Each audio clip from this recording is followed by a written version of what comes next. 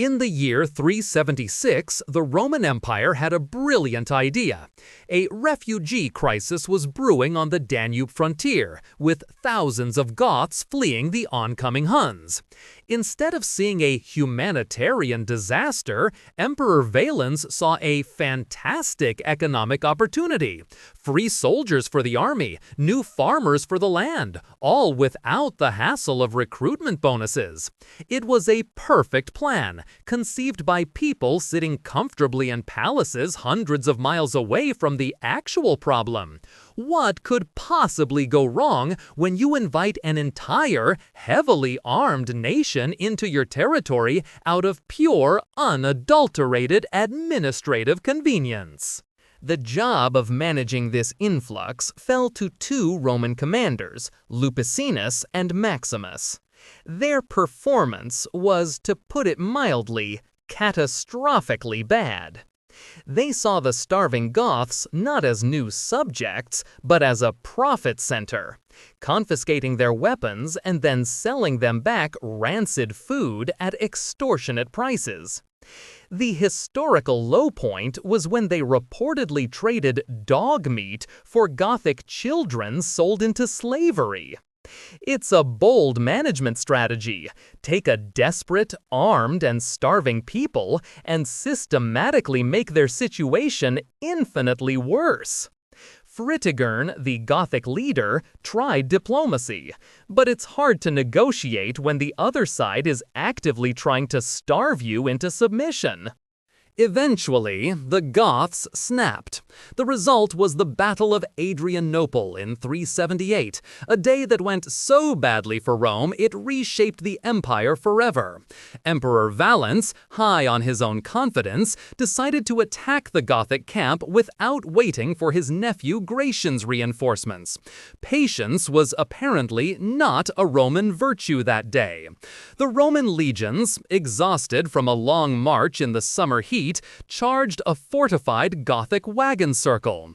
Just as they were getting bogged down, the Gothic heavy cavalry, which had been out foraging, returned and smashed into the Roman flank.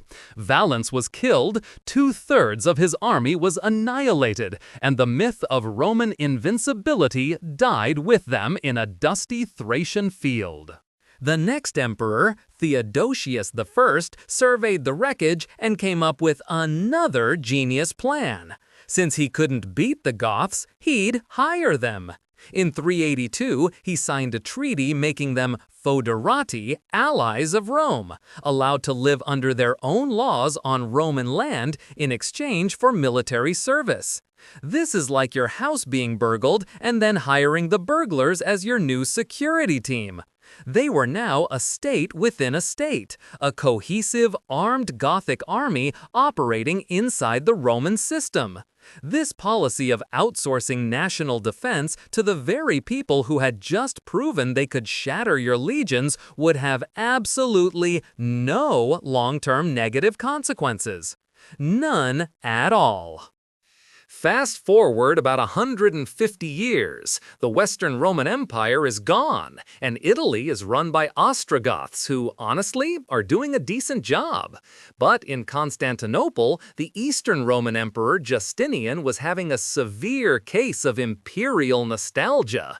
He looked at a map, saw all that former Roman territory, and decided it was time to put the band back together.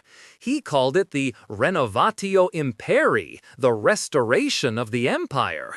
Everyone else would soon call it a catastrophic drain on the treasury. This was a man who built the Hagia Sophia. Subtlety and budgeting were not his strong suits. He was about to spend a fortune in blood and gold to reconquer a graveyard. Justinian's chosen instrument for this grand project was Belisarius, a military genius who could probably conquer a fortress with a handful of spoons and some stern language. He was sent to Italy with a laughably small army. Throughout his campaigns, he was constantly begging Constantinople for more men, more money, and more supplies. He'd capture a city like Rome and then have to defend it with a skeleton crew against a massive Gothic army because his supply lines were a mess and reinforcements were on the way. It's a classic case of demanding champagne results on a beer budget. Belisarius performed miracles, but miracles have a way of running out. Just when the Byzantines thought they had things wrapped up, the Goths produced their own superstar, Totila. He became king in 541 and completely reversed the course of the war. He was smart.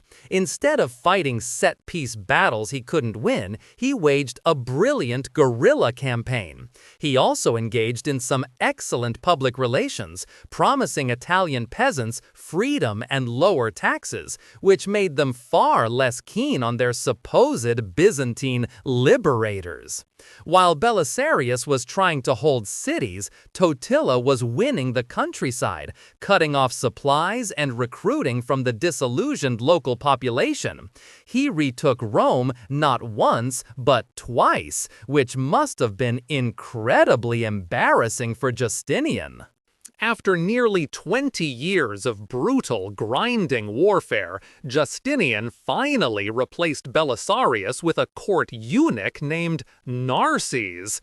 In a stunning twist, Narses was given what Belisarius never had: a massive army and a blank check.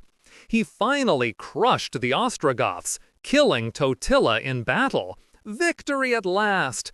The war was over by 554. The prize for this 20-year struggle was a completely ruined, depopulated, and bankrupt Italian peninsula. The population of Rome had dropped from hundreds of thousands to maybe 30,000. The aqueducts were broken, the fields were barren, and the great cities were ghost towns. And here's the punchline. After spending all that money and manpower to conquer a wasteland, the Byzantines couldn't even hold it. In 568, just 14 years after Narses' victory, a new Germanic group, the Lombards, invaded Italy. The exhausted Byzantine garrisons could do little to stop them. The empire was too broke and too thinly stretched to mount a proper defense.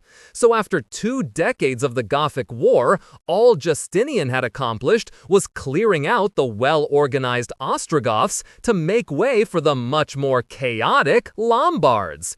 Italy would remain fragmented and a battleground for centuries, a truly stunning strategic achievement. The Gothic Wars are a perfect story of how good intentions, when combined with arrogance, mismanagement, and a complete disregard for logistics, can lead to total disaster. From letting the Goths cross the Danube to Justinian's Pyrrhic reconquest, it was a series of unforced errors.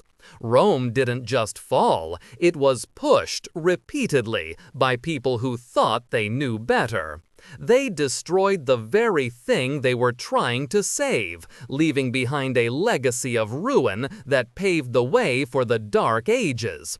It's a timeless lesson in how to spectacularly fail on an imperial scale. If you enjoyed this video, please like, comment, and subscribe to our channel for more historical insights. Thanks for watching, nerds!